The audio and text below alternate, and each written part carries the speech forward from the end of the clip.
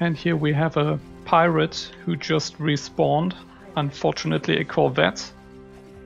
But as you can see, these ships are starting to move. They're actually picking up the new enemies and attack them. Stuff like that is always taking a bit of time because the scripting in X3 is a bit slow. But I didn't need to issue any new commands. The ships seamlessly went from hammering down on the station to attacking these pirates. So it actually works. The only problem is when you are a bit impatient, or if you don't bring enough ships so you can't afford to lose some, then of course this is a problem, because these corvettes killed like 2 or 3 of my fighters before they reacted. But that's the price we have to pay for that game being so old. Overall it works really well.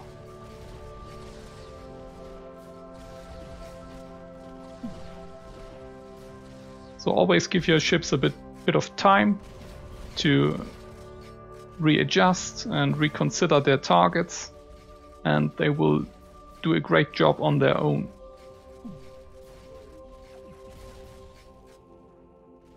I'm going to lose a few fighters here because it was actually a bit unfortunate that the respawning pirates are corvettes.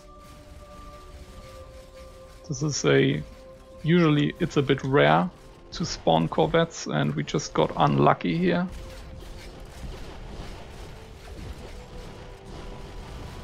So it might be better if you build up your fleets a bit before trying to attack these stations, because you never know what might await you. And if they respawn powerful corvettes, then that could be the end of you.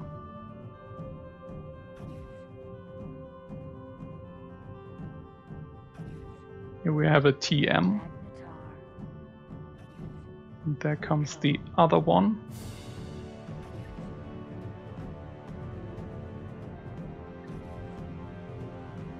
And you can see that the fleet leader is switching its target back to the pirates. So if the threat has been eliminated, the enemy ships, then they will return on taking that station down. It only takes them a while to reconsider, maybe give them a minute or two, and they will do the thing on their own.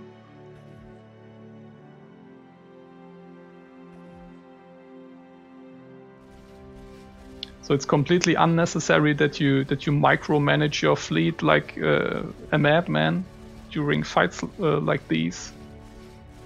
I mean, you could probably cut your losses and increase your effectivity if you issue priority attacks and order your fleet commander to attack all enemies when the pirates respawn and stuff like that. But actually all I did was leading the fleet into that sector and issuing the invade command, and everything else has been working on its own.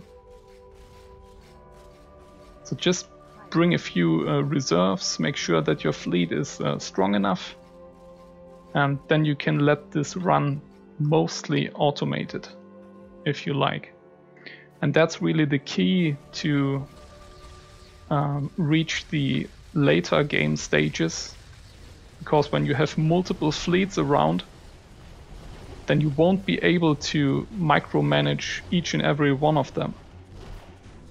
So you need to learn how to make this process mostly work on its own and be automated.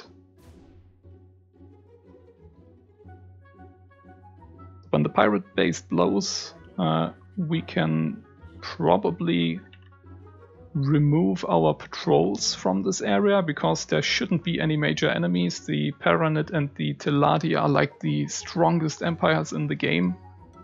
So I doubt that any enemy will reach this area here.